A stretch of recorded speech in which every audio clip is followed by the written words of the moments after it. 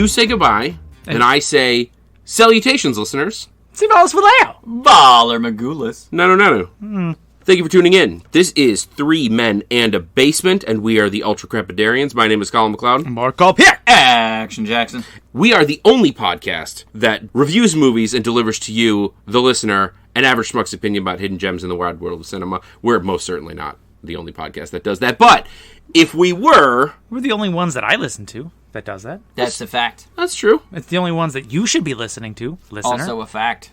In fact, if I find out that you've been listening to another podcast that tries to do this, I'll be unaware. He'll be cross. Okay, so, hypothetically, if we were the only podcast that did this, or even if we weren't, we would like to target movies that are not total blockbuster smashes, right? Yeah. We would like to look for movies that are not so obscure that you couldn't get your hands on a copy even if you wanted to. I'll buy that for $1. Quite middling. Instead, we would aim for movies that are right in that sweet spot in the middle. That's the sweet spot. That's nice. Yeah, those movies that maybe you've heard of, you haven't seen, maybe you saw a long time ago, and you're thinking, was that movie as good as I remember it?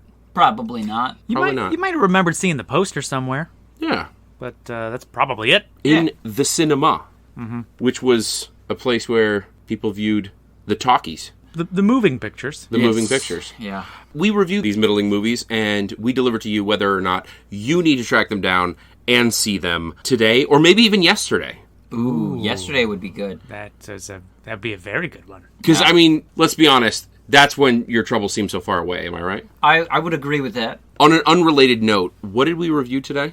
It wasn't tomorrow. No. It was yesterday. Oh, the day before the day after tomorrow. Yes. Or the day before tomorrow. But not the day after No, the day tomorrow. before the day before tomorrow. Yester morning. Yes. Okay. So Not yesteryear. No. Well, yester week. Possibly. We need to start bringing back yester as just like a generic term for like in the past. Yeah. Yesterday. Yesterminute.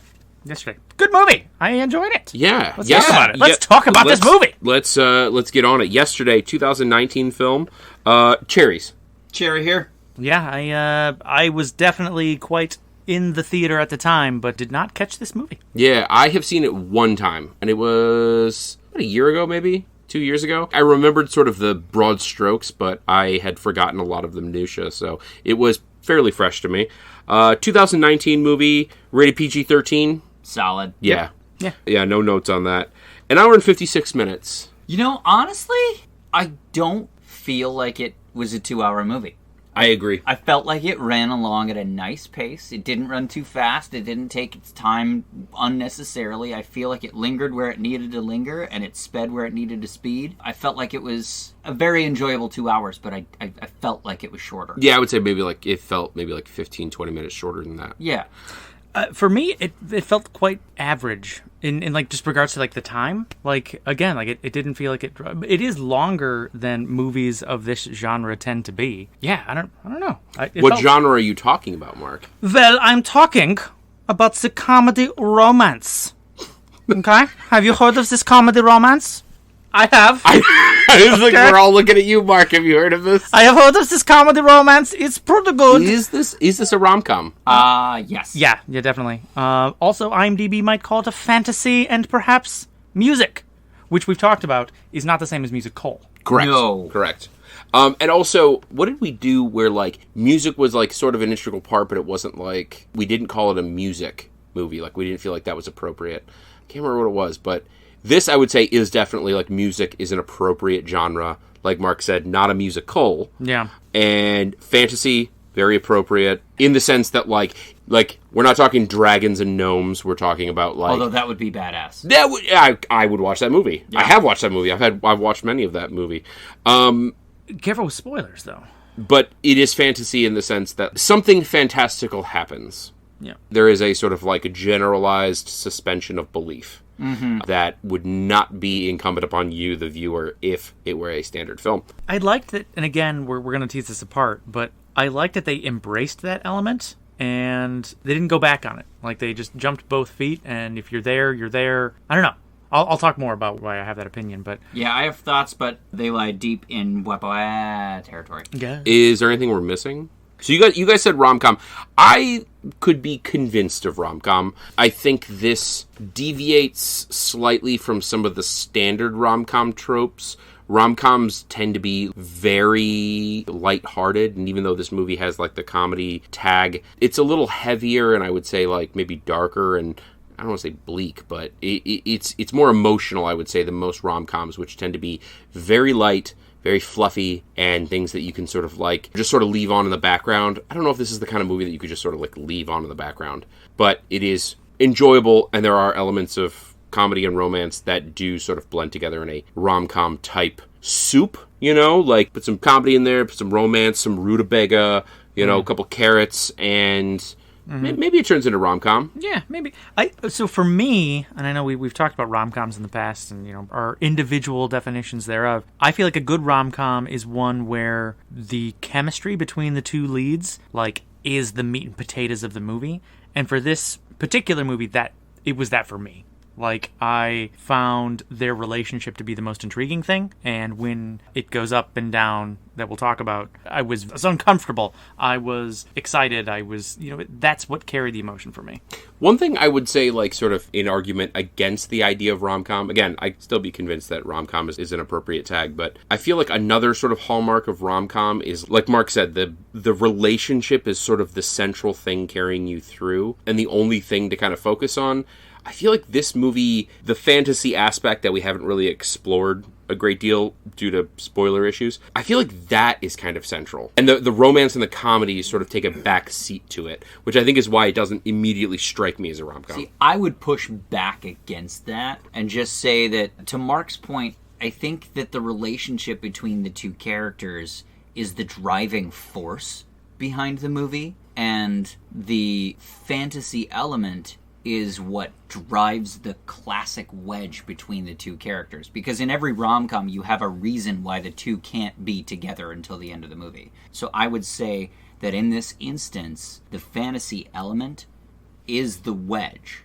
See, okay, I have a pushback against that, but I need spoilers. Fair. So remind me, and we'll circle back to it. All right. And I'm probably going to forget, and then the listeners are going to, like, 30 minutes on be like, what the fuck was he talking about? And I'm going to be sitting here quietly laughing to myself about a thought that I had that... Until you take a shower and it comes... It was fleeting. Okay, what do we have as the description for this movie? What should we call this guy? The guy that reads our movie descriptions? You can call me whatever you want, baby. Yeah. A struggling musician realizes he's the only person on Earth who can remember the Beatles after waking up in an alternate reality where they never existed. That was for you, baby. Barry Description. Yes. His name is Barry Description. Barry Dis. Or maybe Reed. Reed is a name. Yeah. Reed Description. Reed Simon. Description. Reed Diamond. Diamond Reed. Diamond Dallas Page. Lucy in the Sky with? What are we doing? Diamonds. Okay, who do we have in this movie? So our star of the film, our protagonist, main character, is... Our protagonist. Yes, our protagonist is Himesh Patel. You may recognize him. He was in Black Mirror. He plays Mahir in Tenet. Yeah, and kind of a big deal. The movie Don't Look Up, he played Philip back in 21. That was kind of a blockbuster, and he was also a minor character in the show Avenue 5.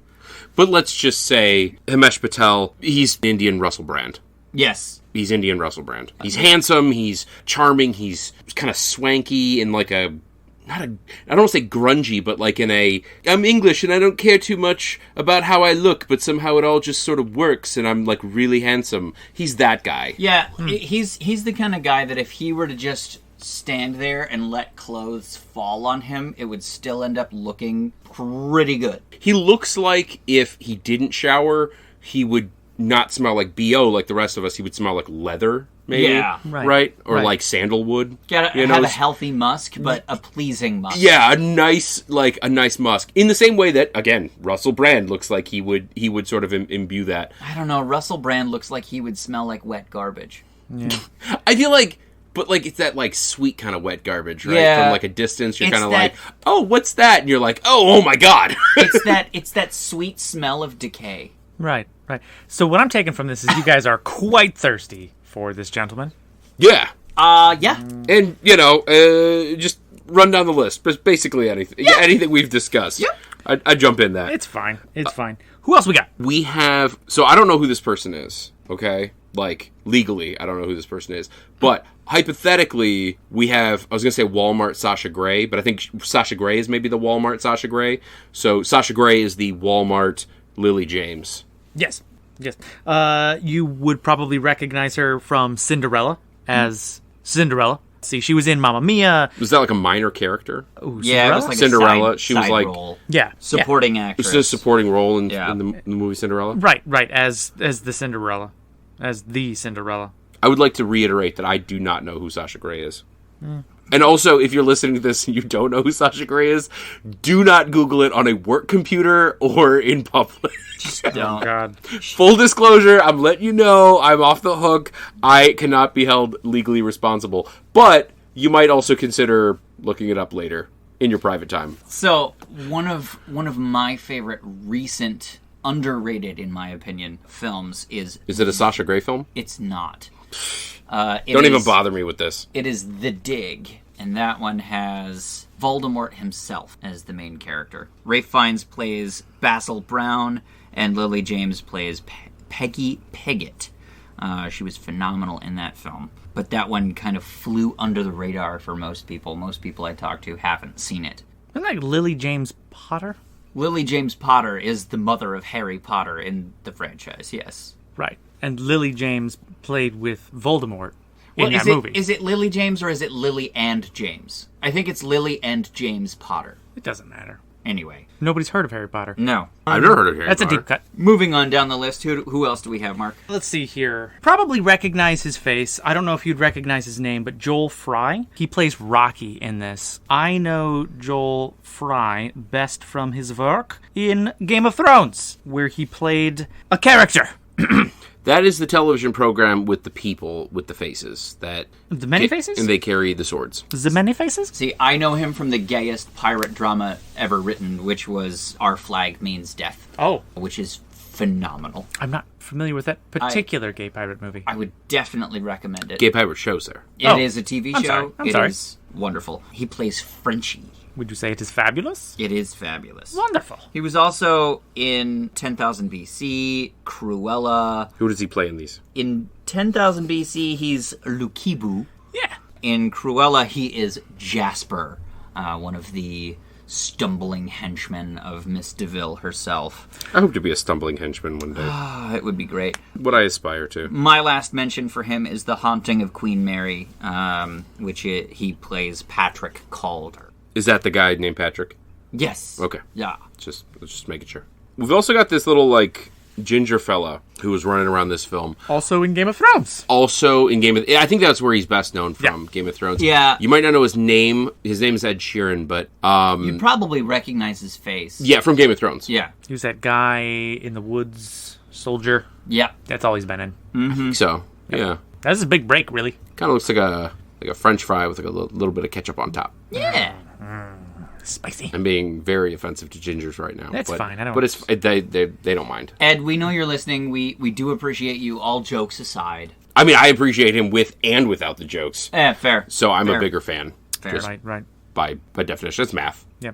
No, he played himself in this. And, I mean, there were other celebrities who played themselves in this as well. But his character was like an actual character that like pushed the narrative along. So it's not a cameo, even though I guess by definition it is. Yeah, it's kind of akin to like Michael Cera in like This Is the End, where he's not playing himself, he's playing, well, Michael Cera's was kind of a caricature of himself. He was like way over the top and, doing shit that he wouldn't normally do in real life, except maybe cocaine. I don't know his life. But Ed Sheeran in the same way, like he kind of plays himself, but he's got such a big role that at some point, he has to kind of deviate from the way he would normally be. So he's a remarkably big character in this movie. And last but not least, deserving the honorable mention, Kate McKinnon. You know her, you probably love her, and if you don't, we should have a conversation. She was in Ghostbusters, Bombshell, Saturday Night Live, the Barbie movie, League of Super Pets, Joe vs. Carol, The Magic School Bus Rides Again. She played freaking Mrs. Frizzle. Like, Kate McKinnon is a superstar. Yeah, I would argue she's probably like the biggest name in this movie, even though she's not like the main character. Yeah, you definitely know her from SNL, and then Ghostbusters, she's the nerdy one who makes everything. The Lady Igor? Egon. Egon? Yeah. Just cut all that out. Just cut all this out. It's fine. It's fine. Okay, so one other thing to mention about this movie is it's directed by Danny Boyle. So Danny Boyle is like one of the greatest directors of all time. British director, directed one of my favorite movies of all time, 28 Days Later, which is easily phenomenal, and no doubt the greatest zombie film of all time. And if you don't agree with me, I'll fight you. Slumdog Millionaire, he directed that. Danny Boyle just slays. Directed Train Spotting, you name it. Okay, are we lured in? I believe so. Are we ready for Rex? Yeah, I'll kick us off. I definitely recommend this. This was a good time. I would riggedy wreck this to basically anybody that has eyeballs and ears. Yep. Yeah, I would recommend it. The only person I would not recommend this to is that really shitty class of people who are like, meh, I don't like the Beatles. Fuck you. Honestly, if you hate Fuck the Beatles, you. I'm probably not friends with you anyway, so... Like, they can be not your favorite band, but, like, to say you don't like them, to me is like saying, like, I don't like the movie Titanic. The movie Titanic's a fucking masterpiece. Like, saying you don't like the movie Titanic is just to say... Just to be contrary. Yeah, I want to be different. I want to be contrarian. Like, here's my thing. To say that you don't like the Beatles, okay, that's fine. But to say that you don't like the Beatles' music... What that really means is that your parents didn't love you. Yeah, like... I'm gonna say something potentially controversial because I feel like I'm in a safe place. I don't like Bob Dylan. Whoa. Not that safe. You're not in a safe place. That's not Who that safe. Who told you were in a safe place? We were voices in my head. Now, here's the deal. I love Bob Dylan's music. I just don't like his voice. Nobody likes Bob Dylan's voice. That's the point. The Yeah. best Bob Dylan songs are covers. Everybody knows this. Exactly. So, to say that you don't But you like... said you don't like Bob Dylan. Yeah, That's as not a- the same as saying, like, Well, as a Okay. person. his train wreck of a voice is I bad. don't- Everybody knows that. I don't like Bob Dylan's voice. But you cannot argue that Bob Dylan is one of the most prolific songwriters in history. But also good, not just prolific. Right. Say that Come you gather around Jackson and like my voice. No. No, thank you. Come on, all you in the basement, sitting there, boys, and listen to me. Just for that, I'll give I'm you gonna a sing- choice. I'm going to sing Bob Dylan at the next karaoke night. Oh, no. Yeah. Just, like, get a real nasty cold, Oh, yeah. you know? Just Oh, yeah. just deep throat that mic. Smoke like 20 cigarettes, and And that's really it. that's it. That's That's pretty much it. Blob. That's Blob Dylan. So I definitely recommend. We have Rex around. Rex yeah. around. Rex around. Rex around, I Rex around. Does that mean we're ready to... Ba-ba-ba-ba? Ba, ba, ba, ba. Blah, blah, blah. Bwap. Those bwamps mean... Spoilers! Spoiler lawyers? Spoil all lawyers. Lawyers are pretty spoiled. I don't think. Facts. I don't think we That's need what to I help heard. out. I heard spoil all lawyers. We're in spoilers. If you don't want to know anything more about this movie, Shut it off! turn off the podcast and then turn it right back on. Yep. After you finish the movie. Actually, Yes. how about this? Leave the podcast on so we get the full listen. Turn the volume down so that you can't hear it, but then you can come back to it and Yep. re-download it And listen again. and again. Because we get what, like It's like 30 bucks. $30 per download. Yeah. Yeah, really, if you think about the podcast, we get $30. If you listen to it, could be 100. I don't know. Honestly, if they don't do that, there's no way I'm going to get a second yacht. So, yeah, good on you, Mark. Yes, that's what you should do, listener. Yeah, I need my third pickup truck, man. Yahtzee. Okay. I love how I went with yacht and he went with pickup truck. And I win with a board game. And it really, like... Am I sensing a hierarchy here? It should clue you in as to the shares that we all have. It's true. That I think we just like externalized the meme from like We're the Millers, where like it ends with like, "You guys are getting paid." Yeah. You asshole! You're getting 50 grand for this. You were only giving me 20. Oh, 20! I'm only getting 5. You guys are getting paid. Mm-hmm. Okay, so how does this movie start? So honestly, it starts with Himesh Patel's character, Jack Malik, just singing on the boardwalk. He's busking in the street. And then it quickly cuts to him playing the same song in a pub. And all of his friends are there to support him. Both of his friends. Yep. All both of them. All both of All them of both and of them. Another person that was there. Yep. Yep. So, I mean, the first, I think, few scenes are really just kind of like establishing that he fancies himself a musician. He's got like a full-time job, or he's got a part-time job. Yeah, how he's supporting himself. But, you know, he moonlights as a musician. He wants to make it, basically, as a musician. He wants to be famous. He wants people to acknowledge his talent. And like Mark said, the first couple scenes are just making it painfully evident that that's never going to happen. Nobody's interested in his stuff. And he's sort of getting like, you know, he's very dejected. He's a starving artist with less than zero spotlight. Yeah. But he's not even like a bad musician. He's just not catching anybody's ear. Remarkably average. Yep. Yeah. Remarkably unremarkable. Yes. Yeah. So, following the setup scenes, what happens to... We meet his manager through, I don't know if it was through those scenes specifically, but... His manager, his friend, his roadie, his biggest and only fan. Best friend who's also a girl, but not a girlfriend. Nope. That was made painfully clear. Yep. She's driving him home from a gig, and, you know, he's like thinking to himself, you know, this is going to be the last one. You know, he's done after this. Because, you know, he was all jazzed about it. He was at a festival. Yeah, she managed to land him a gig at, like... Latitude. A serious music festival, and he plays to a completely empty tent. It's got a couple of children, 4 kids in it. Some old people, and his friends. So his manager / best friend / roadie / is played by Lily James, and she's just smoking hot the whole time. Yep. With these kind of like heavily eyeliner, dark smoky eyes that, you know, just scream, "Hey, Jack, I'm super into you," and then he just is completely tone deaf to it. And she's got the curly, haphazard fringe bangs, and, you know, very girl next door. Yes. She's very clearly the only person in his life who is encouraging him to pursue this music career. You know, that whole, like, you saw something in me when nobody else did. That kind of thing. Yep. And then, as typically happens in these types of situations, all the lights in the world go out and he gets hit by a bus. We've all been there. I mean, if I had a nickel, I would have 13 cents. Yeah. That's not a lot of sense. Yeah, no, that checks out. Yeah. And this is kind of what I was alluding to. This is the fantasy element. The entire world goes dark for, you know, how many seconds? Was it 12 seconds? 12 seconds. And he gets knocked out. He's hit by the bus during the blackout. He wakes up. He's missing teeth. You know, he shaved his glorious beard. Yep. And we get treated to a wonderful scene where all of his friends are just reminding him how messed up he is now. They got him like some chattering teeth, a beautiful model bus.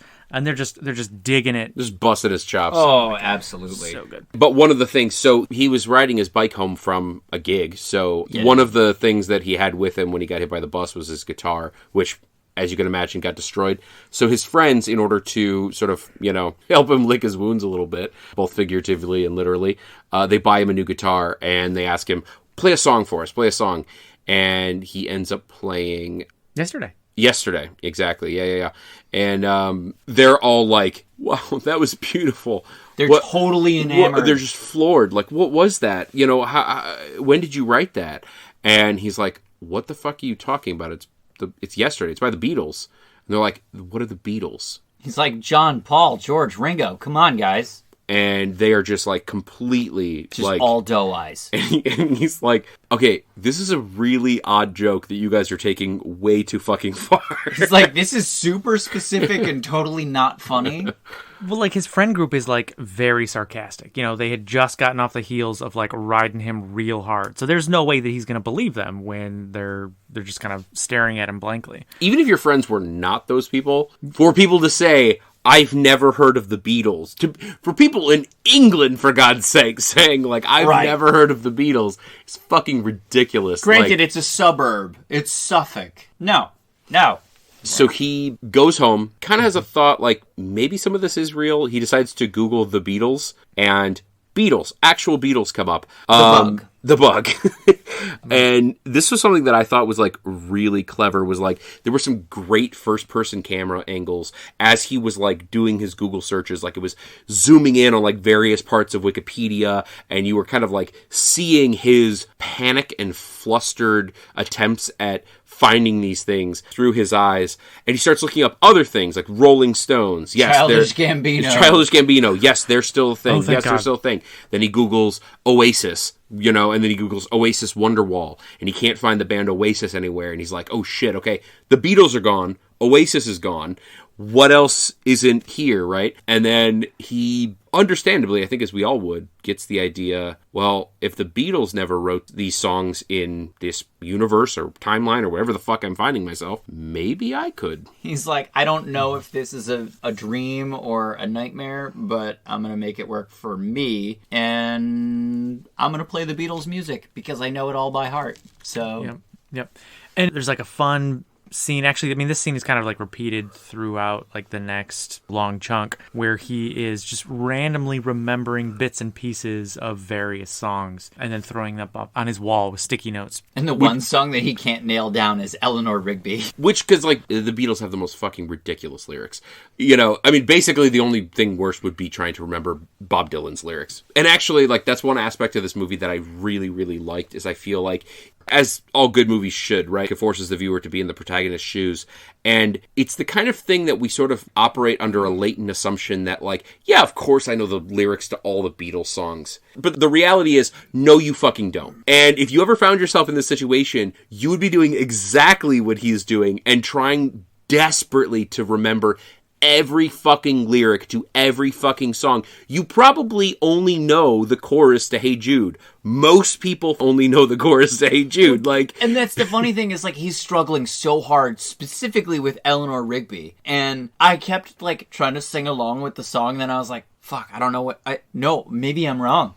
No, holy shit, I don't know the words either. well, like, and that's the funny part too, is like, he's an active participant in your own sort of turmoil about these lyrics, because it's like, if you had just told me, like, Eleanor Rigby, I could give you the first two Stanzas. two bits of Eleanor Rigby. But watching him struggle was making me, it was gaslighting me. It was making me doubt myself. And he's talking about, like, knitting socks and some shit. And I'm like, darning the socks and the... and I'm like, what the fuck is he talking about with socks? Is there something about socks that I don't remember? And I was like, is that later in the song and he's confusing it? Or is it like, is that actually something? But I was like, no, she's picking up the rice in the church, and what the fuck is going on? Like, it was really like... And in my head, I'm like, Eleanor Rigby lives in a church on a hill where a wedding is being... Nope, that's not it. That's not right. That's not right. Well, like, But it's got the same tune. And, like, again, kind of like... And he falls into this, right? Is like, if you can't think of the lyrics, what you just sang is close enough to be kind of the same song. Nobody else fucking knows Nobody it, so you can else- get away with it pretty Yeah. easy. Like, it's if she's picking up rice or if she's living in a house near the church, like, it's what Eleanor Rigby does. But I love it when he's like, oh, when do all the lonely people come in? And it's like, yep, that's what we're all wondering too, man. That's the part that we all know. It is a very, very real feeling. And if you ever found yourself in the situation that he was in, it would be incredibly frustrating to Because it's try one to thing remember. if you don't know the lyrics, you can just be like, oh shit, what is it? And then you look it up on your phone and you're like, oh, right, yeah, I remember now. It doesn't exist, dude.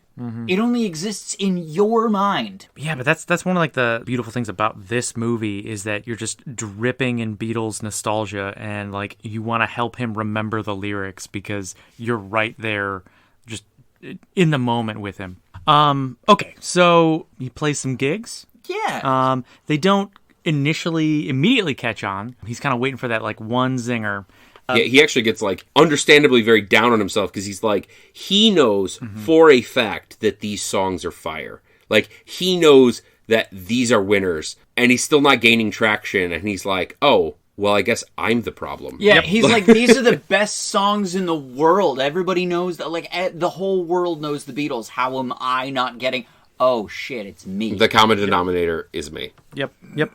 So he's playing a gig, and who knows? Maybe it's going to be his new last. He's reinvigorated once the world forgets about the Beatles, and he realizes that he has a chance to do this. So he ventures back out, but he's playing what may end up being his last gig again, and it's what is it? It's like a daytime bar kind of thing. Yeah, he's Basically playing like an afternoon in a pub. Yeah. Not ideal, but it's what he could get. He leaves the pub defeated. His manager / is approached in that pub by someone who has a studio and is... Gavin. He's a Gavin. Gavin is the fucking best. Gavin's the best. Everybody knows I want a a Gavin. Gavin. Everybody wants a Gavin. Everybody wants to be a Gavin. Yeah, I knew a Gavin once. I don't have the peace of mind to be a Gavin. No? No, I have too much fucking piss and vinegar in my mind. Like Kevin energy?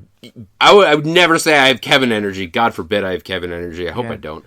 But Gavin is like that motherfucker. He holds a serenity in his heart that I just don't possess. We all love Gavin. Yeah. Yeah. No, I mean, I love Gavin. Absolutely. All right. Don't you hate on Gavin? Hating on Gavin basically is hating on the Beatles. Right. Let's calls it like so we sees it. Do you guys know a Gavin? I know a Gavin. I know a Gavin. I knew a Gavin. Do you know a Gavin? Once upon a time in my life, I have bumped into a Gavin or two, but no, actively, I do not have anybody in my life named Gavin. If your name is Gavin, if your name is Gavin, send us an email. Yeah. Gavin.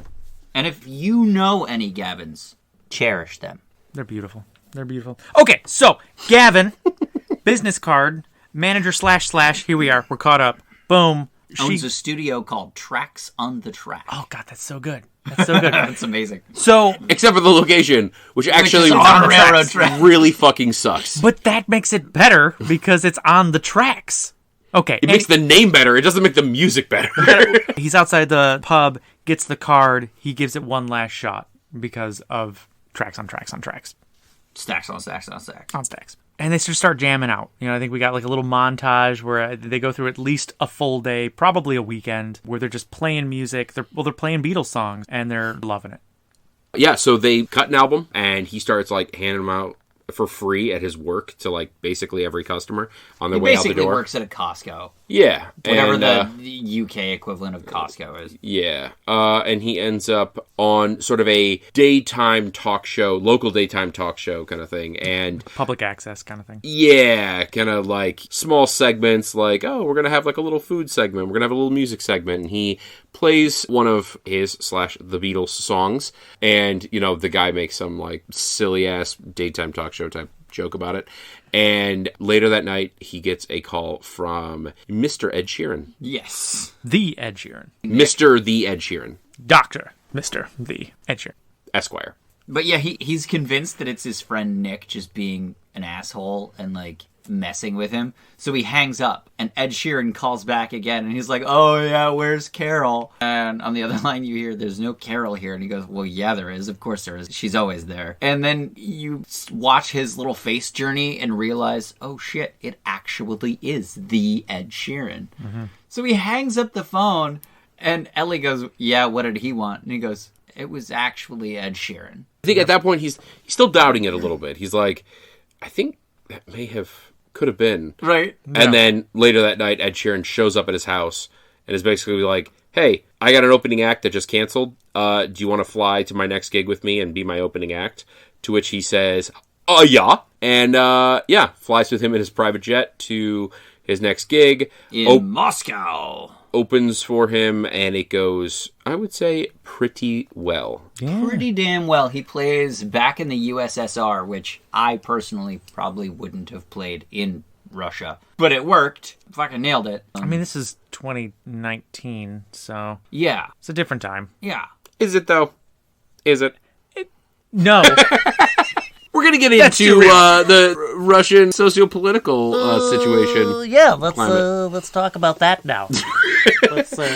That'll be good. Let's all weigh in. How do we feel about it? Well, I like living somewhere where I can have an opinion about it. That's how I feel about it. Is the movie set in 2019, though? Yeah, thereabouts. It's a contemporary movie. Well, I'm going to push back on that, and Please. Here's why. In the scene where he wakes up after being hit by the bus, she talks about the whole world blacked out, which they all thought would happen with Y2K, which of course he missed because he was unconscious.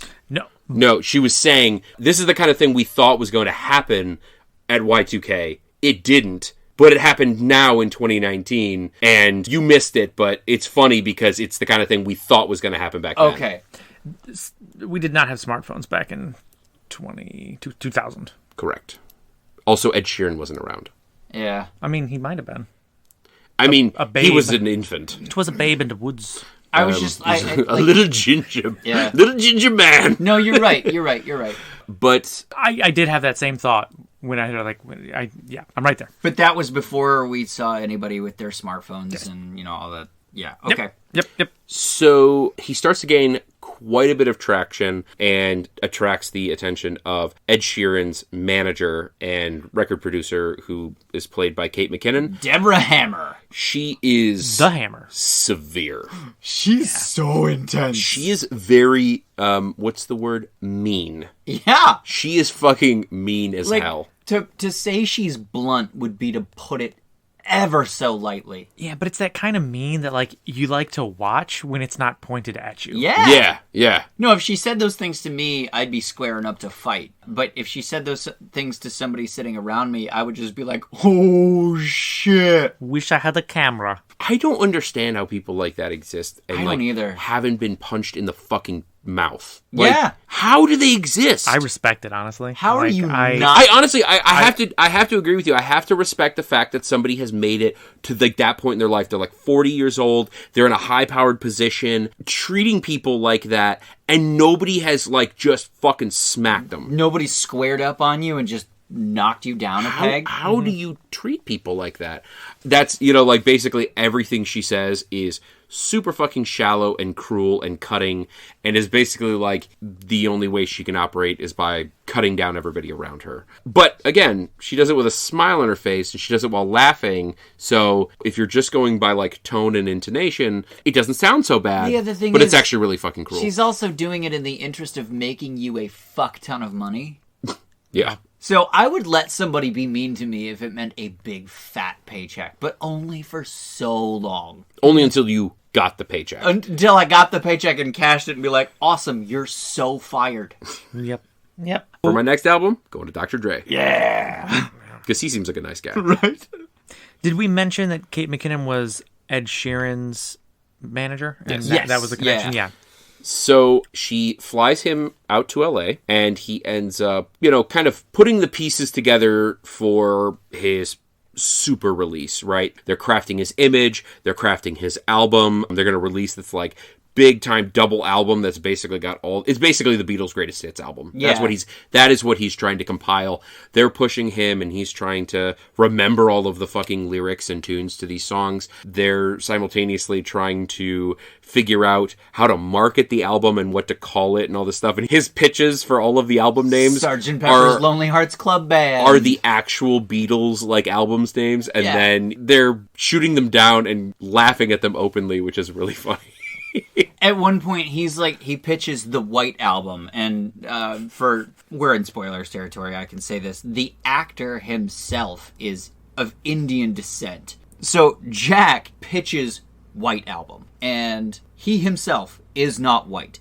And the guy who's running the meeting, Winston from New Girl, is not white. So he's like, White Album's not going to work. There's a lot of white here. It's too much white. It's got diversity issues. Yeah, diversity issues is what he called it. And you cock your head a little bit, and you're like, okay. Yeah. So he's getting sort of inundated with all of this really thin, shallow monetary bullshit. Meanwhile, as you can imagine, he's sort of pining after what he left behind in England. He ends up sort of running up against the wall, cannot figure out what to do, how to produce these songs, and ends up going to Liverpool to try to gain some inspiration from what the Beatles sort of drew on it. And he really doesn't have the same inspiration that they had, because he's not from there and he has no connection to these places. Yep, and all of these places have changed. Strawberry Fields, it's just a construction site. Yep. Everything has changed. Okay, so like you mentioned, I think at this point the narrative it's following his kind of stalling out a little bit and the distance that's growing with him and Minelli. Where are we at? So he's in Liverpool. She comes to see him, and they have a pretty close moment. They almost tup. Copulate? Yeah. They almost stup, and they both get really rip roaring drunk. which is probably not the best thing to do when you're that drunk is Shtup your best friend / manager / of 20 years. So she ends up stopping it sort of at, like, I mean, right at the 11th hour. She's like, hey, you're going to kind of fuck back off to LA. I don't know when I'm going to see you. You're not here anymore. You're a star on the rise, and I'm being left in the dust.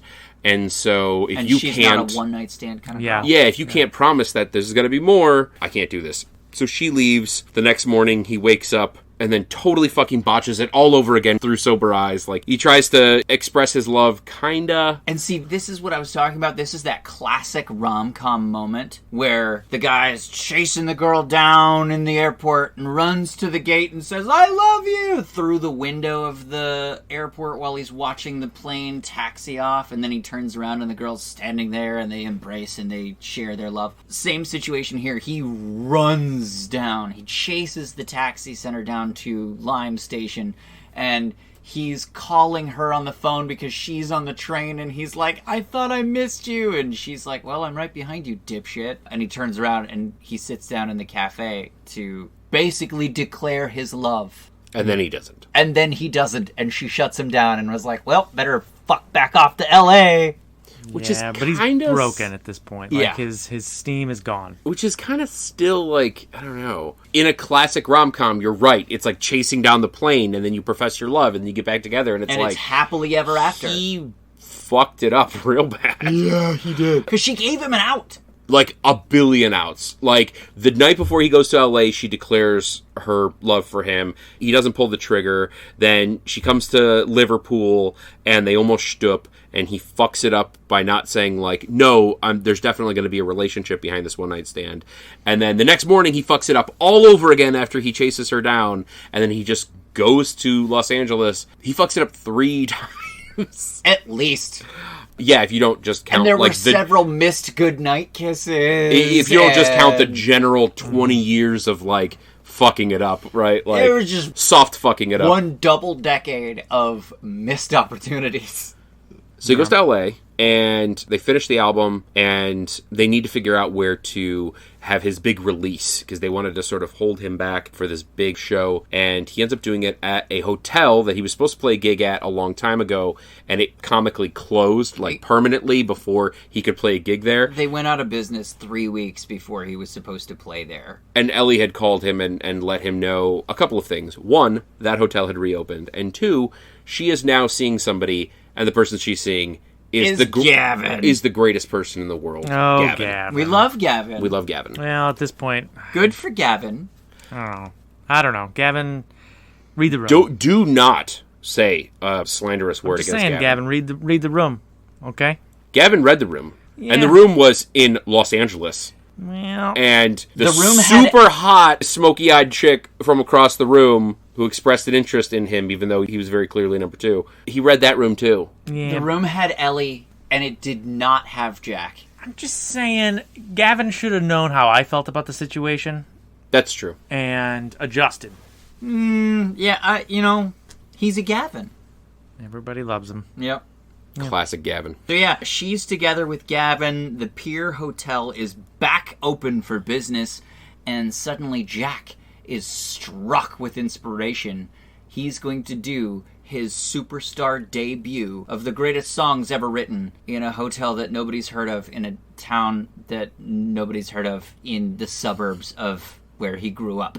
Admittedly, a really awesome place, because it's like on the waterfront, so you basically have an unlimited amount of beach that people can pile onto. Like, you could cram tens of thousands of people for this show. It's actually, it was a really good choice. And it was a picturesque scene. I mean, this place was gorgeous. In Gorliston. And I think the concert goes pretty well. And he ends up... he has always been undergoing a sort of like slow attack of conscience, but it really comes to a head in the sort of, let's say, green room of the hotel, right? His prep room, following the concert. He really starts to struggle with this idea of like, I'm lying, I'm ripping people off, I'm not being truthful. And at that moment, that's probably my favorite scene in the movie, because there are these two people he keeps seeing in various places. And we just get little snapshots of them. We don't get a full picture. Yeah, you see their faces, and their faces are speaking volumes. They recognize what's going on. They recognize these songs. And the woman is following him around Liverpool. There's this like Russian guy who was at his first like show in Moscow, and they sort of like circling in on him slowly, and you're like, oh fuck, this is gonna be bad. And he thinks the same thing. He sees that one of them in like the press room before the concert is like holding a yellow submarine, a toy yellow submarine, and he's like, they fucking know. And so he invites them back, and they talk to him. And it is my favorite scene in the movie, because you are so set up to feel how he would feel. You're like, oh my god, this is coming like a freight train. They're gonna hit me. They're gonna out me. They're gonna out me. They're gonna try and make me feel bad. They're gonna arrest me. They're gonna do something. And they just stand there, and they thank him. Yeah. And he's like totally taken aback, and they're like, we just love these songs. And like, these songs just disappeared from the world, and you brought them back.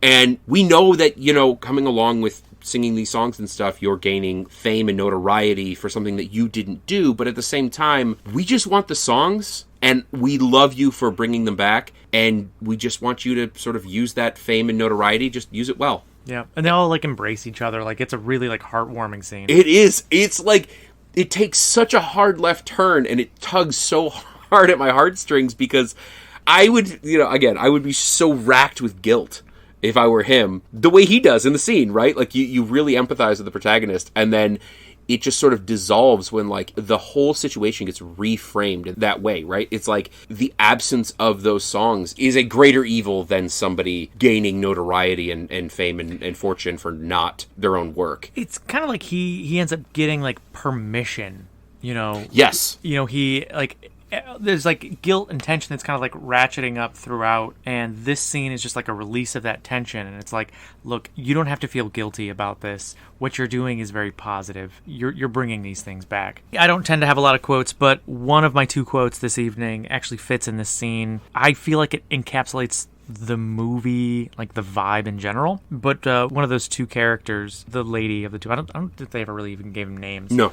But when they're talking about how they missed those lyrics, they missed those songs, and him bringing them back was beautiful for them. She states, a world without the Beatles is infinitely worse.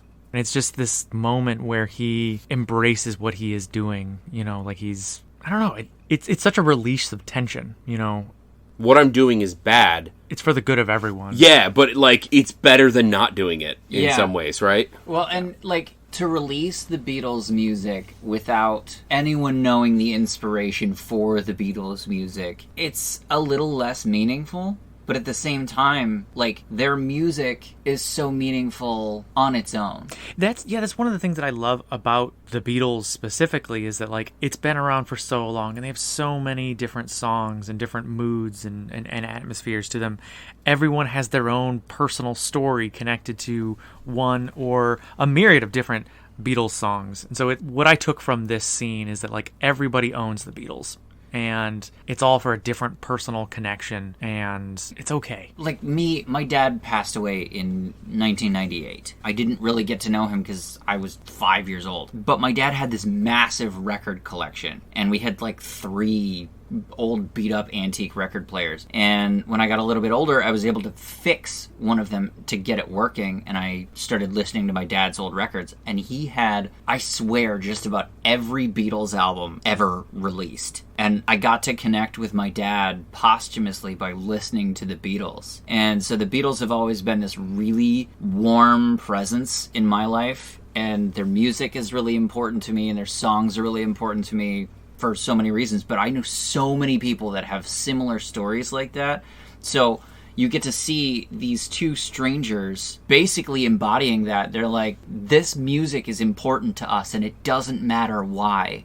All that matters is that you brought it back when nobody else could. Mm-hmm. And they said something funny. They were like, well, we can't sing, so it's kind of up to you. It doesn't matter if we know the lyrics, we don't play music, and we don't sing. So we are incapable of doing this. Mm-hmm. Which, like we said, there are other things that are missing from this world. The band Oasis. Coca-Cola. Coca-Cola is missing. They only have Pepsi. Cigarettes are missing from this world. Thank God. And one of the other things that is missing is Harry Potter. And you don't learn that until the very end. So you're kind of like, oh, is he going to write Harry Potter? But you also, at the same time, get kind of the sense that, like these two characters who know the Beatles songs but cannot produce them because they don't play music, they don't sing, he probably, even though he knows Harry Potter, could not produce it because he's not a writer. Right. And so it's interesting from a philosophical sense of, like, what we can do and what, you know, in some ways we're, like, obliged to do given our skill sets. Right? Like, he has the ability to bring this beautiful music into the world, even if it's not his own, simply by virtue of knowing how to play many instruments and knowing how to sing really well. And so there is that sort of, like, sense that, like, he kind of has an obligation to, and I think that's what these two people sort of reminded him of, is, yes, you know, there are some ill-gotten gains as far as, like, money and fame and stuff like that, but you're the only person who can do this. You should do this. Yeah. Right. No, it's a very wholesome scene. It's powerful. They also give him one very, very special gift. Oh. Mark, you look like you're thinking. Did you forget what the gift was? I forgot what the gift was. The gift is a piece of paper. Mm-hmm. And the piece of paper... Oh, was it like an address? It's an address. Yeah. It's an address for Mr. Jonathan Lennon. Lennon. So the Beatles may be missing, but one thing isn't missing anymore. Lennon. If the Beatles never became the Beatles, right, John Lennon never would have been assassinated. So yeah, but that doesn't mean he didn't exist in the world. It's fair. He just never became which means the John Lennon we all know. As I say, which means that John, Paul, George, and Ringo probably all exist in their own alternate realities, doing their own things, but they never became the Beatles. Pete Best never became a drummer. Was that scene with James Corden? Was that a dream? I think it was. Yes, it was. I think it was like a stress dream, like a anxiety dream. Yeah. Okay, so after this wholesome meeting, you know, he goes to the top of the mountain, meets with his Sherpa, Mr. Lennon, and he decides to make a change. At the next big concert, it's an Ed Sheeran show. I don't think we're skipping anything here. More accurately, it's a Jack Malek show. Well, yeah, featuring Ed Sheeran. But like they'd almost like play it off like the audience didn't know that he was going to be there. Well, they didn't. Yeah. Ed Sheeran throughout this, like we said, he discovered him by just like watching this random borderline public access show, and throughout it, they've like remained in contact, remained friends. And it's weird because Ed Sheeran is so established. He, like, reveres this guy. He reveres Jack. And Jack calls him up and asks a favor. And Ed Sheeran is playing Wembley and has fucking sold out the stadium. And then sort of, like, finishes his set and then calls Jack on stage to play some songs. And he puts on another full fucking set, which is awesome. An amazing show. So he uses this opportunity to confess his love for his lady, and she is a little bit taken aback. She's taken aback. Yeah, in addition to professing his love, he also makes a public declaration that he did not write these songs. They were written by Paul McCartney, John Lennon, Ringo Starr, and George Harrison, yada, yada, yada. And he says this, which, again...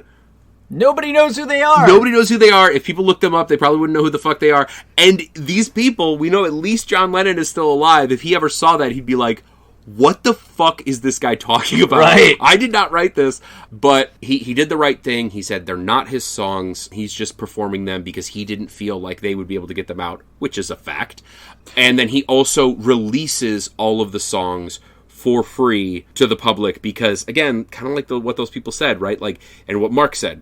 They belong to everybody, right? Mm-hmm. Like they are special to everybody. They have meaning for everybody. And he is in the unique position of not being bound by legal bullshit that would force him to, you know, I mean, like Michael Jackson owned the rights to a ton of Beatles songs at the time of his death. Like that shit gets fucking traded around like Pokemon cards. And this guy is in the very unique position of being able to release them all for free so people can enjoy them. Yeah, because in that universe, he is both the artist and the writer and the performer. Yeah. Which doesn't always kind of line up.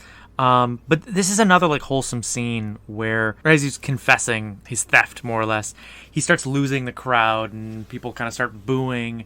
And then he kind of brings it back home and talks about how much he appreciates the journey.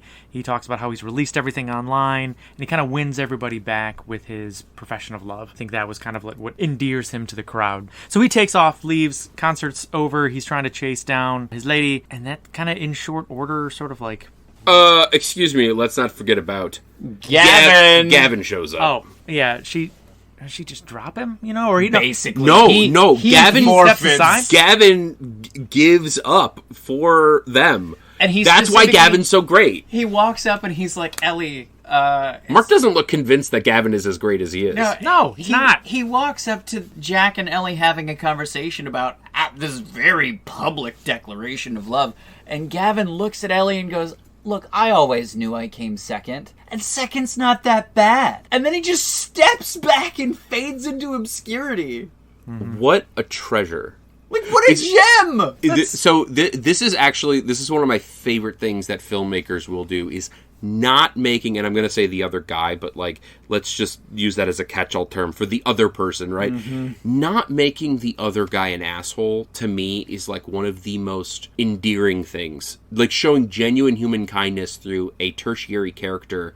Like, my go-to example prior to this movie, this would probably be my go-to example now, but my go-to example prior to this movie is the movie Liar Liar. Oh, yeah. At the end, Jerry is just like, well, I recognize that you very much want to get back together with your ex-husband, and unfortunately, I still have a job in Boston I have to go to. I hope you guys have a very nice life. If things don't work out, I'm in Boston, so bye. I care about you a great deal. And he just, like, very graciously, Carrie Elways just, like, walks away. Yep.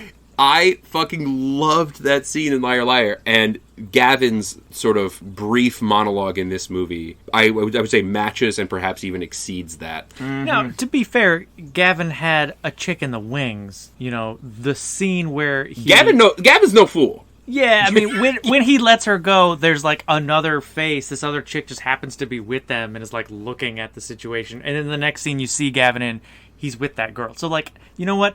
I'm gonna little conspiracy here. Gavin was maybe two-timing Ellie. Yeah. No, sir. Gavin is just I'm not convinced. He happens to be in demand. Thank you very much. I'm not convinced. Gavin is. I think our mystery. You know what? We're getting heated. We're getting heated. You're insulting my man Gavin over here. I think our mystery friend was an innocent bystander and witnessed. She's a floozy. Who knew Gavin's worth? She is a treasure, sure. Floozy. Yeah, she witnessed the depth of his character. No, she took advantage of a moment. She exploited it. You know what? This is where the line is drawn. That tonight. woman, sir, won a Nobel Peace Prize. Oh, she did. Yeah. For what? Secondsies? Sorry. You're supposed to be. You know what? If Gavin has taught me anything, it's that second is actually pretty good. Some of the best songs in the world never made it to the number one spot. Well, I mean, 1 is the loneliest number. 3 Dog Night. What else we got? Anthony Starr. Reznor. Okay, so yeah, basically they get together and then some, and he gets his teaching job back. And he likes to play these fun songs for the kids, and his disposition changes pretty considerably.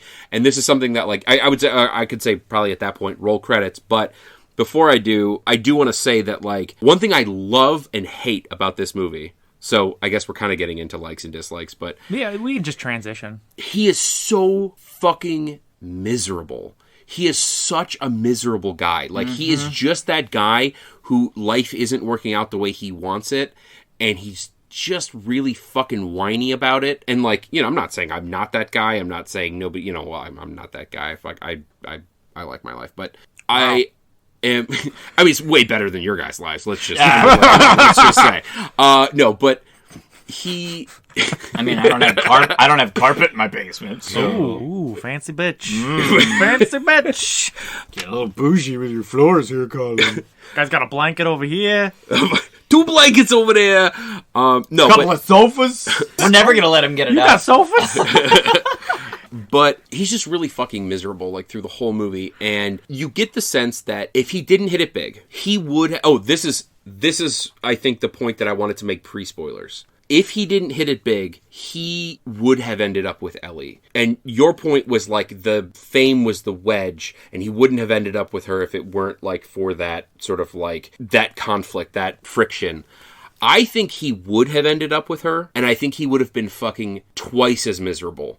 Because his goals would have been crushed, he would have left everything in the rearview mirror, and he would have been, you know, as depressed and as, like, miserable as he was in this movie, he would have been even worse after he gave up and married her, and he would have ruined her life by being a fucking sourpuss. The journey he goes on here, even though he's miserable through the whole journey, too, his disposition at the end changes in light of what he learned along the journey. And when he does finally get together with her, they can lead a happy life. So that actually plays into my point really well, that his fame was the wedge. How does every rom-com end? Happily ever after, right? Mm-hmm. So without the fame being the wedge, he would have been twice as miserable. He would have been a despot. They would have ended up getting divorced, and he would have lost the house and been riding his bike. Not happily ever after. They would have gotten together, though. Their point was that it was the instigation of them coming together. But I never said that they wouldn't get together. I said the fame was the wedge that drove the rom-com. I see what you guys are both basically saying the same thing, just from Right. different angles. So what I'm saying is that the fame was indeed the wedge, because without the fame, he would have ended up with her and been totally miserable about it. So it wouldn't have been your classic rom-com. But I feel like the classic rom-com is they get together, and then there's a wedge, and then they get back together. Well, I think in this, they were never together. The wedge existed independent of their love story, and it was necessary for the development of his character. Like, the wedge, or in this case, like, his fame and his stardom, it drove his character to be something that he wasn't before, which facilitated them getting together. This is not something that I would say is, like, a fundamental change like that is, I think, seldom seen in rom-coms. It's usually, like, barbershop trickery. It's something really simple, like, I didn't know you. I didn't, Right. you know, we never spent any time together. Or, oh, I realized that I love you even more than baseball. That was a Fever Pitch reference. It's some really silly, inane bullshit. Yeah. This was like, his character had to develop to a point where they could live happily ever after. And I agree with you, yeah, because this isn't your classic rom-com. This isn't A plus B equals C. Yeah, which is why I feel like This is a twist on your classic rom-com. This has, I wouldn't say it's not a rom-com, but I would say it's a good example of an edge case. Of something that, like, you could really make the argument that this isn't, and I think you could make the argument that it is, and it's right there, sort of. I mean, at the end of the day, this movie lives and breathes the relationship, the romance, and it is also a comedy. Yes. But it is not, it doesn't follow the structure of a rom-com, but it is a romance and a comedy. Which I think that's my point, right? Is like, we've discussed rom-coms in the past where, like, one of the hallmarks of rom-coms is they're so formulaic. They follow that classic, like, get together, silly ass bullshit drives us apart, and then we get back together, right? Right. I think And I'll it's- still die on the hill that this counts as a rom-com. I would, well, I don't know if I would die on it, but, like, that's the hill I would go to. I would fight with you guys on that hill, and then I would abandon that hill when the army that is the evidence against it seemed overwhelming, and then I would watch you from a different hill die in your beliefs. Or we would win the argument and you would sit on your little lonely hill like, man, I wish I was on that hill. I would be perfectly happy on that hill because I don't feel particularly, like... He's not impassioned enough about this being a rom-com I or feel not like being a rom-com. it is so, like, it's so strongly an edge case that the phrase "I would die on the hill to defend this position" is so fucking far from a point in my brain. Well, who's dying and which hills? Anyway, okay, you know, there's one thing that I didn't like about this movie. I did not like the soundtrack, you know? It was terrible. Yeah. Oh, Beatles. Oh, God. Ugh. Ugh, Sergeant Pepper. Pepper's nasty. Makes you sneeze. Okay. Hey, dude, you know? No, dude, this movie fucking slaps. Absolutely. Slaps pancakes. Slaps cakes? Slaps pancakes. Slaps pancakes. Band name. Slaps pancakes. So, fun story. Who about slaps pancakes. All right. Oh, yeah, no, this is a thing. I was having the conversation where, like, you know, we all have it every couple of years, right? Where it's like, fucking new terminology. People are coming up with new fucking words all the time. I don't understand them. I'm old. I was having it in a drunken conversation with my brother-in-law in a basement, and I was like, I swear to God, like, just next week, it's going to be like, oh, the fucking song slaps pancakes. And it wasn't a year, maybe a year and a half later, people start throwing around the word slaps. And I was like, motherfucker. You could have made a lot of money. Like, I didn't say, admittedly, I didn't just say slaps, I said slaps pancakes, but, like, come on, guys. It's a derivative. Yes, right? Like, slaps pancakes is the grandfather of slaps. So, Slaps Pancakes, band name or not? Fine. I will relegate it to a band name, even though I created a cultural phenomenon in my angry and derisive comments about today's youth. Should have marketed it. Are you saying that Mark is the Jack Malik of your Beatles? That's right. That's right. He sure. marketed it. Thank you. I see what you did there. Why am I having such a tough time spelling pancakes? Are you... Pancakes? Panacotas. Panacotas! The panacotas. What else did we like? Panacotas. I like the quippiness. There was a lot of, like, just British quippiness. Yes. And A lot of dry humor. I really enjoy that. I love the joke that is, like, in the corner. That, like, you have to be looking in that corner, and it's smiling back at you, you know? But it's not the focus of the scene, right. You know? Those are my favorite kind of jokes. And this movie had a lot of those. That is a very British type of joke. Yeah. Yeah. Okay, this movie had shockingly good physical comedy. Oh, yeah. Like, it's not the kind of thing I typically remark on because, like, I feel like physical comedy in today's day and age, it's... Like, the golden age of physical comedy was, like, the silent film era, right? Buster Keaton was the godfather of physical comedy because everything had to be physical, right? Today, there's so many other things you can do to make something funny. So it is both unnecessary, but also incredibly refreshing when filmmakers decide to inject that into their movies. And this movie, for whatever reason, because it didn't need it, it didn't have to have it, but there was some really fucking funny physical comedy in this movie. People, like, tripping and bumping and, you know, doing their thing and doing, like, weird-ass yoga poses while they're having a conversation. And there was a lot of his that. buddy being, like, kind of drunk and just bouncing down a hallway. And it's just like, you didn't have to do that. There was no reason to do that, but, like, good on you. Yeah. It makes it more, I don't know, like, approachable or, like, I don't know what the right word Like is. low stakes, almost? Yeah, like, casual, approachable, tangible. I don't know. There's something to it. It's, like, relatable. Yeah, and, like, even in the very beginning of the movie, when one of his friends comes running into the pub and, like, barely makes his seat before the end of Jack's song, and he's like, yeah, encore, play summer song! And they're like, he already played it. Well, play it again! Mm-hmm. So there was also something that I really liked about this movie, but I feel like I should let you mention it.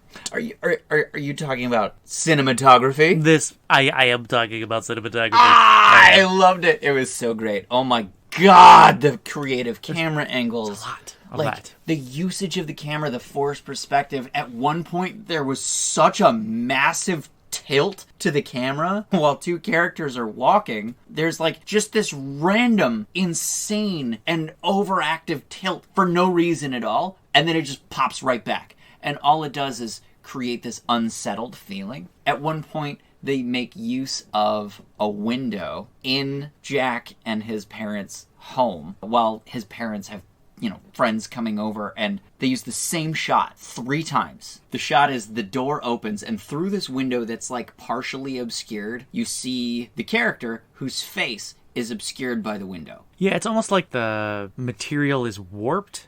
So, like, it's still, like, a reflective surface. Like, you can still see it, but, like, it's just like a light warping effect. Like, the center of the window is translucent. Eventually, Ed Sheeran comes to the door, and the window purposefully obstructs Ed Sheeran's face. And for a moment, I thought we were going to have one of those cameos where they got somebody to play as a body double for Ed Sheeran that kind of looks enough like Ed Sheeran that with enough obscurity, you would just be like, oh, Ed Sheeran, and then we never see him again. Yeah, they definitely belabored that reveal. They drove that to make the audience believe that that's what they were going to do. Mm-hmm. And then they just abandon that altogether and reveal fucking Ed Sheeran. You know what? I bet that was intentional. I mean, obviously, it's intentional if it's in the frame. But Malick is also unsure if this is really Ed Sheeran. So I think that was the intention. I think so that the audience is like, this isn't actually Ed Sheeran. You know? No, it's going to be some random British dude that happens to be named Ed Sheeran. Yeah, and it's not the Ed Sheeran. Yeah, and then like the image is warped a little bit, which really just like reinforces that. When we don't have the warping effect, the camera angle is right behind Ed Sheeran. I think it was intentional so that like you're like, that's not really. There's no way this is actually Ed Sheeran. No, there's no way. But oh my God, there were so many good shots. The slow motion of when he gets hit by the bus, the transition where he's playing on the beach or in the street and seamlessly transitions to him playing the same song in the exact same stanza, but in the pub. Mm-hmm. There's a scene in the it's not a subway, but like in the tunnel, and like you've got some dialogue that kind of like shoots down the road. Yeah, dude, it was very creative. It was very good. What else? What else did we like? Maybe something we didn't like. I can't think of anything that I personally didn't. I did already mention that, like, he's really fucking miserable through a lot of this movie. And, like, I feel like they could have made him a little less whiny.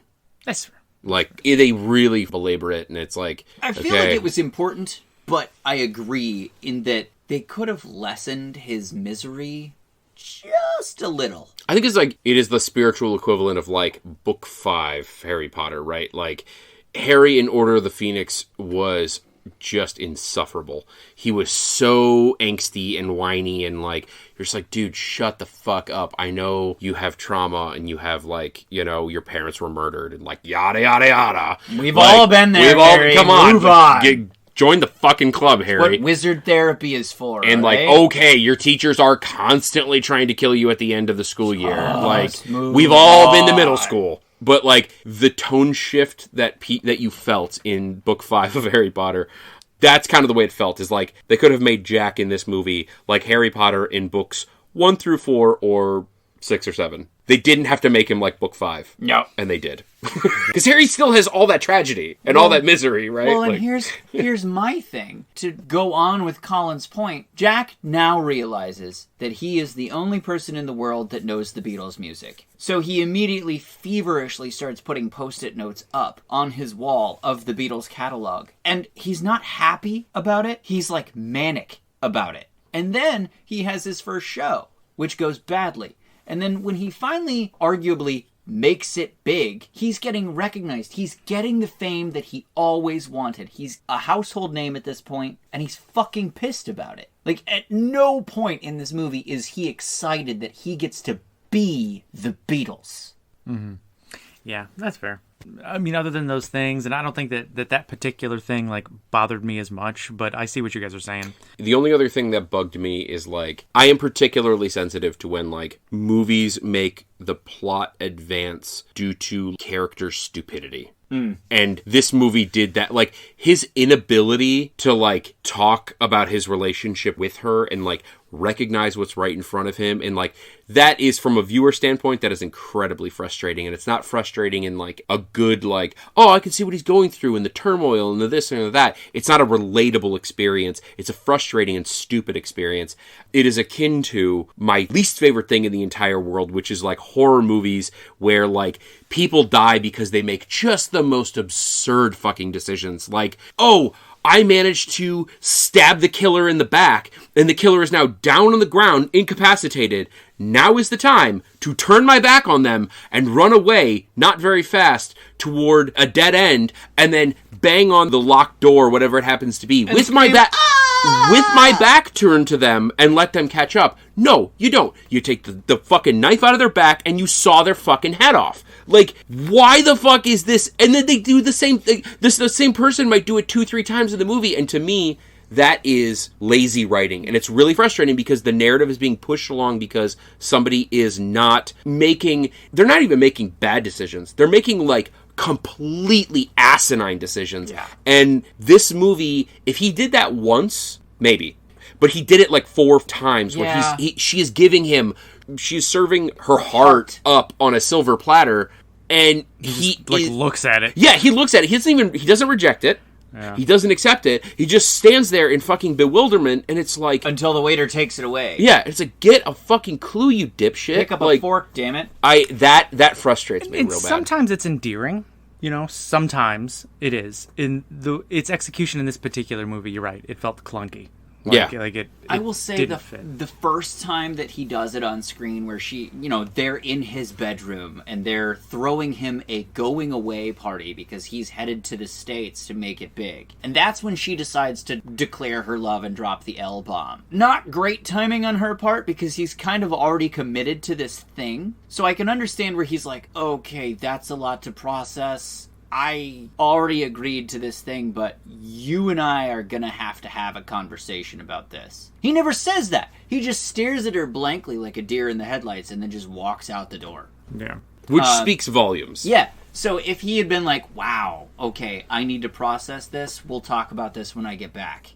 It's still not great. What's kind of funny about that is, like, there's another scene in this movie that actually reminds me of that a little bit, where he goes to L.A. and what's her name? Kate McKinnon. Deborah Hammer. She's having him meet, like, an image consultant, and they're going to, like, craft his image, and he's like, do I need an image? And she says something to the effect of, like, if you don't have an image, your non-image becomes your image. And first of all, that's fucking hilarious and probably, like, in a really sick and demented way, kind of true.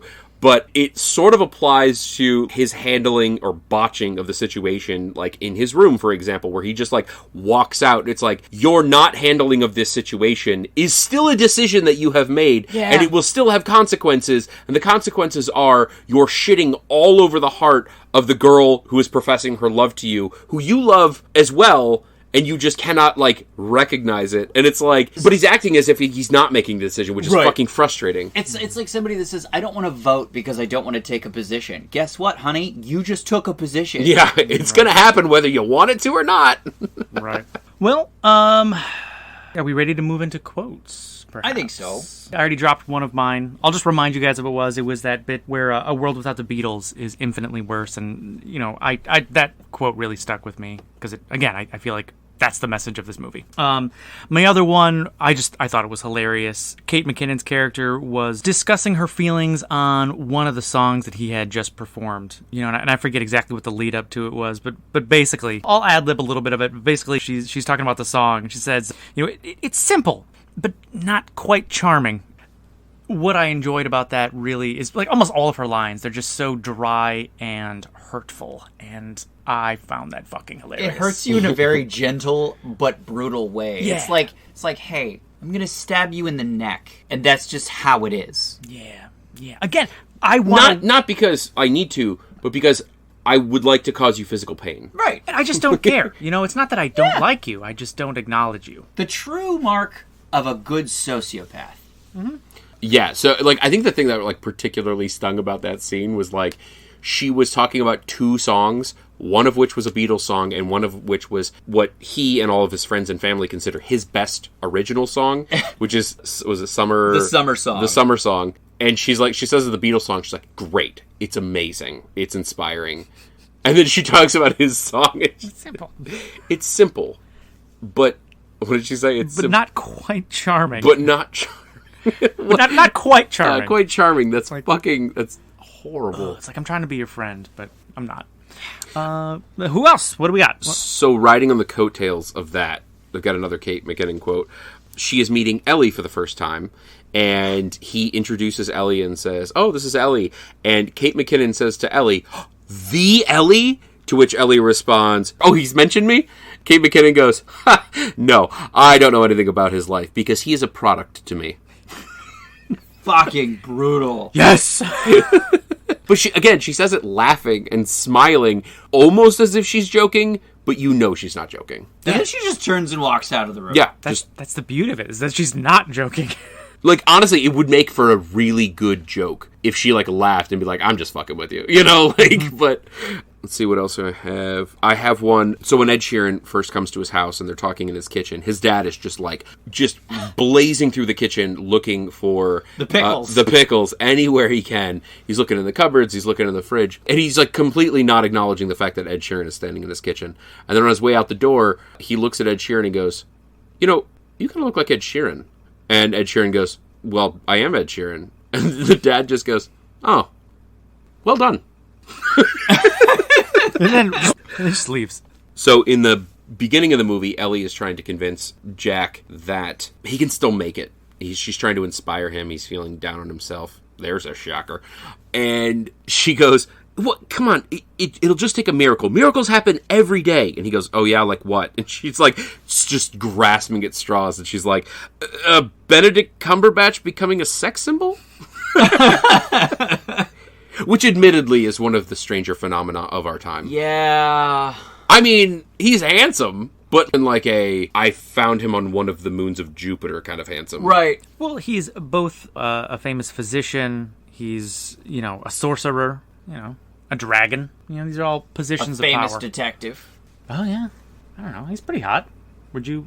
I don't know. He got his start from Sherlock, from what I understand. At least that's widely accepted to be the truth. And in that show, he was not a sex symbol. Wow. You guys are dripping over Gavin over here, but we bring up Benedict Gavin's Cumberbatch. a delight. I'm going to take Benedict. All right. Benedict over Gavin. You're over here with Benedict Cucumber Patch. Yeah. And it's fine. You know what? I'll take both of them.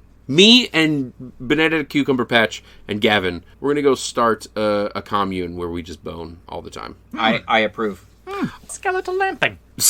You know what? I was going to move on to the next quote, but I think we need to discuss that a little bit. Yeah, I think that's...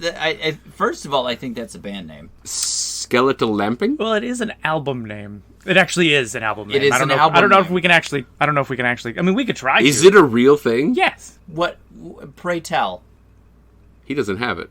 Of Montreal. Skeletal Lamping. He's just saying things now. of Montreal. Oh, last time you guys questioned my deep cuts. You Is had it yourself a Anthony Starr moment. Anthony Starr. We didn't. To be fair, we didn't doubt you. We were rooting for you. Yeah, And we were impressed. we were impressed, And we when were very when proud. It bore fruit. Also, I would like to mention that was like 15 episodes ago. At least. He's never going to let it go. No, I'm not. Thank you.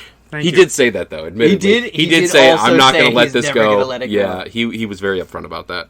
Skeletal Lamping. I can't even get... What is that though? Like, is that Skeletal Lamping studio album by Of Montreal? Is it by Montreal, of Montreal, or by Of Montreal? The band is of Montreal. Okay. What's the genre? Ooh, that's a tough one. I'm looking at the images here, and it is not Unclear. It is not helping me. It's like naked people dancing in like a medieval tapestry type motif under a sky of like paisley flowers and teeth. It's pretty good. It's pretty good. The teeth. I don't know if I believe you. You don't have to. Skeletal lamping, sclamping, which is skeletal camping, which is also what you call it when you go camping and you find disposed human remains. Yeah. Sclamping, which is way cooler than skeletal lamping. Yes, less copyright infringement. Yes. It just has a little bit less of that. Yes. You know? Any more quotes over there? Yes, I do have one more. So he's trying to play Let It Be for his parents, and it, let's say, does not go well. And again, something this movie does great is have you like feel for the character, and it is so fucking frustrating because his parents keep interrupting him, and then the doorbell rings, and then the neighbor comes in, and then a phone rings, and he starts this song over like 4 fucking times, and the tension is building, and he's just getting more and more frustrated, and he just ends up shouting at them. He's like, "This is Let It Be. You're the first people in the entire world to hear this. It's like watching Da Vinci paint the Mona Lisa in front of your bloody eyes." Bit cocky. Well, like that's the thing is all of his shit sounds so cocky coming from him because everybody thinks he wrote it, but it's not cocky because he's giving, in his giving mind, credit to George, Paul, John, and Ringo. in his mind, he's like, this song that I didn't write is objectively a masterpiece. You should listen to it. But everybody hears, "Listen to the song I wrote." Yeah. Yep. Look how great I am! Yep. All right. What you got over there? So I've got 4 quotes. The first one comes before he ever makes it big. He's working a part-time job at a warehouse. I think we touched on it briefly earlier. He works at some sort of like British version of Costco. It's like a wholesale warehouse. And his boss comes around the corner to talk to him about a possible promotion. And he says, "The customers like you. Good. I try to be friendly. Not like me. I increasingly find that I don't like you. The brutal honesty of that boss. Just awful. Honestly, his boss is like the first introduction of Kate McKinnon's character. Yes. Right? Like, that type of humor, that type of, like, just crass assholery Right. is first introduced in that character, but then ramped up to, like, 11 with Kate McKinnon. I have such admiration. My next quote. Mark's over here with stars in his eyes. My next quote is a banter between Rocky, who I thought we were introduced to as Nick, but neither here nor there. His roadie, his assistant, his partner in crime throughout his fantastic journey. They land in Liverpool, and he says, home sweet home. And Jack goes, Rocky, you're not from Liverpool. Yeah, no, never been here before, mate. He's such like a weird, wholesome comedic relief Right? in a comedy. He's the comedic relief in a comedy. In a comedy. Which, again, I feel like, right, like, that speaks to, like, the tone of the movie, right? Like, it is a comedy, but, like, I don't want to say just barely, but it's not Spaceballs, you know? It's Right. like, there is a very serious sort of emotional tone and through line in this movie that makes the comedy sort of, like... Almost backburner. Yeah, like, it participates every once in a while, and he delivers a lot of it. So it's funny, like you said, like, he is the comedic relief in this comedy. Yes. My third quote comes from Kate McKinnon's character. Does she drop Ed Sheeran in favor of Jack Malek? No, she just... She just puts picks him Jack on the front. She just, like, is very willing to if she needs Okay, to. Like, I gotcha. So she's talking about Ed Sheeran's musical career in the wake of Jack becoming a superstar. And she goes, poor Ed. Freaking John the Baptist. Nice guy. One or two pretty good songs, but basically just warming the world up for you. Like, So how are you so nice and such a stone cold bitch at the same time? Because it's not being nice. She's plumping up the turkey. Yeah. You know, it's What an amazingly brutal analogy, too. Like, she has to choose the situation where, like, a dude got fucking beheaded. Yep. And, like, had his head presented, right? Like, Yep. she's not just saying, like, oh, you know, this person, these people happen to sort of lay the groundwork for something bigger that came later. That happens all the time. She has to choose the one where, like, the first person ends in a fucking car wreck, you know? Yeah. Like, Yeah. Wait, did she say John the Baptist? Or Yeah. did she say Yeah. John Baptiste? no, John the Baptist. You sure? Yes. Okay, because Jean Baptiste is also... Yeah. I heard John the Baptist. It's definitely John the Baptist. Because she did, I feel like she did at some point, I feel like she did make an explicit Jesus reference. It's possible. I do remember it as John the Baptist, but now I'm just like thinking back on it like, I wonder if she said John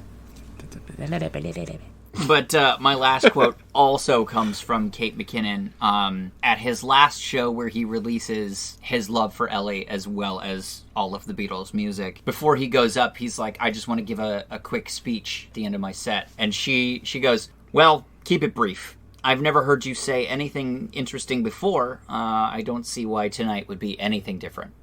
She just fucking walks away. Yep. Doesn't even give him that second. Man, spirit animal. You are, like, really into this Kate McKinnon character. It And the is boss. worrying me. And the boss. And the boss, yeah. Yeah, Sorry, I can't really, forget. it's Yeah. just the rude authority figures that I just want to be. You know, somebody told me the other day, like, well, Mark, you're the nicest manager here, and it's just like I want to crack that, I want to break this. I will break you. but it's like I say it through this like the face of like a freckled ginger, and like nobody cares, nobody believes me. You a freckled ginger?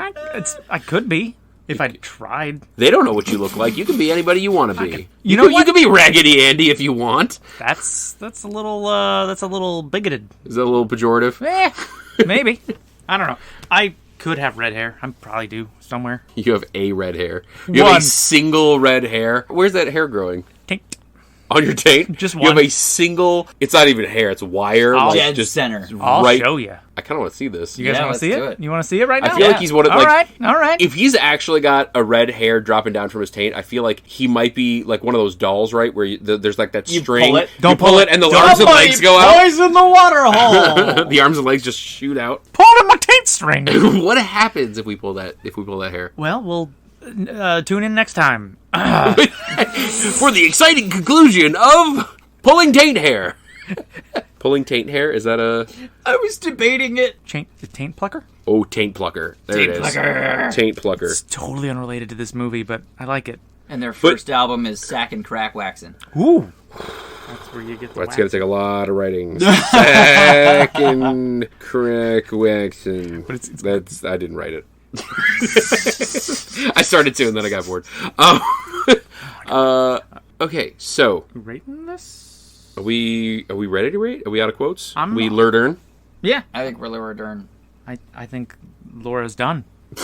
So, okay, I'll start us off here. My rating, I'm going 7.4 spilled rice. Ooh, yeah. Like it. Do you pick it up? No, Eleanor Rigby does. Where did you spill it? By the church where the wedding has been? Yes. Right. You son of a bitch! You know that bride had to go back there and clean that up. Mm-hmm. Yeah. Didn't want to lose her deposit. It's called littering, Mark. Okay. Look it up. Mm-hmm. Litter bug. Little jugs. I don't know what that is. It's like something like... Let's expand on that. You want to expand on that? Litter jugs is like a teeny tiny trash can. Is it? No. What it is? It's a feline strip club. Ooh. I feel like Litter Jugs is the Taint Plucker's assistant. I feel like Taint Plucker is a superhero-themed band, and the lead singer is the Taint Plucker!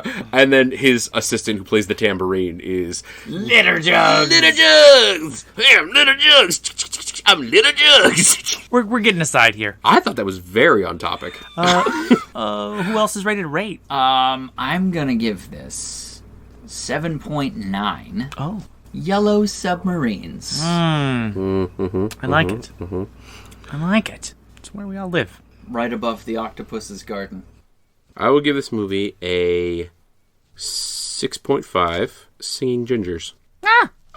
Ed Sheeran's a singing ginger, isn't he? A ginger Giza. I was actually thinking about Chucky from Rugrats, but Oh, sure, yeah, yeah, Ed yeah, Sheeran, yeah. I mean, I guess he was in the movie. I guess that kind of makes sense. All right, is there any kind of other rating that we should be... Oh gosh, I think one comes to mind. Is it the scene score? Scene score.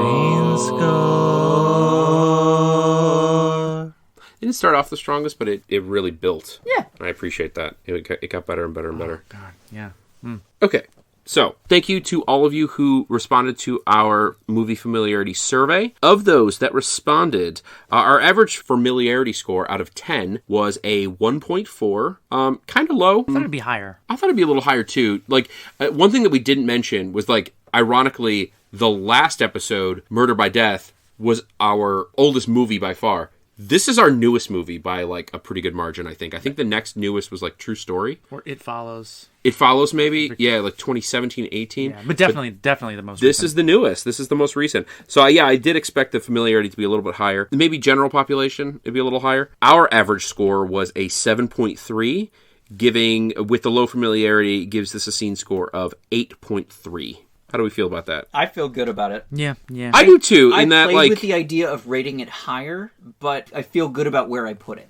Well, I feel like the scene score, contextually, it's the score for somebody, like, it's the score you would give this movie to someone who's never even heard of it. Yes. And exactly. 8.4 feels right, because if you've never even heard of this movie, it kind of comes out of nowhere. It's quippy, it's got the best fucking soundtrack of any movie. Yeah. You got to run out and see it. Yeah. Maybe not run out, but I would put it higher on the list to see. Yeah. Again... I would definitely it's put this above Meet the Feebles, for sure. You think? Yeah. I think it's probably on par. Certainly above Stardust. I think you guys would probably agree with that. That Stardust definitely belongs beneath this movie. We're just going to keep poking that carcass, aren't we? Yeah, we're gonna We're gonna just do going to that. pick away at it. You can't see it, listeners. Pick I'm away. glaring at Mark. Giving him a glare. I mean, From over there on my other hill. that's right. Yeah. We've got our own fucking hill now. Yep. Yeah. You know what? You're stuck with him on the hill, and I'm over on my own hill. I put in a hot tub. So that's what's going on my hill. Yeah, well, I'm digging a hole. And I don't know what I'm going to do with it yet. I was waiting with bated breath to know what was going to go in this hole. Is it for Mark's body because of his comments about Stardust? I haven't decided yet. No, I think he probably agreed with my comments about Stardust. I wouldn't say that. Yeah, I mean, I would. If I could. Which you did. You did do that. Are we learning? I believe we are. All right. Well, that is all for the Alt Crep review. Thank you for listening. If you have ideas for movie reviews or movies that you want us to review, we do have a movie suggestion form. You can find that on our website, TMAAB, which stands for Three Men and a Basement! .podbean.com. You can also email us or send us a burp envelope at 3, that is the number 3, mend and a basement @gmail.com. You can find us on Google Play, Apple Podcasts. Spotify. You could also see brief snippets of us on the upcoming tour. Slaps Pancakes is headlining for Sclamping. Sclamping is just horrific. You don't want to go sclamping while you attend the music festival where the band Sclamping is playing, but the band is also pretty terrible.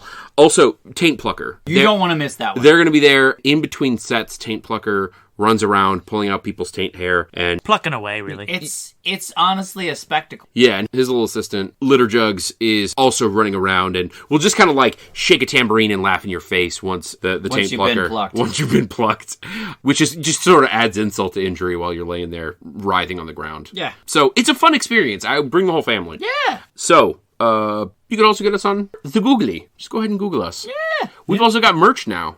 Oh, It's yeah. true. On our website, you can go Check it and out. you can get yourself a 3 Men in a Basement. I think we have thongs, and Would pair well with the Santa hat. I think we have big stickers that you stick on your car. should. You know, if you just want to like do a car wrap. What else do we have? We have branded human flesh. If you want to buy Wallets. that, Purses. Just don't read it out loud. Don't put it in your mouth either. no. And we've got t-shirts.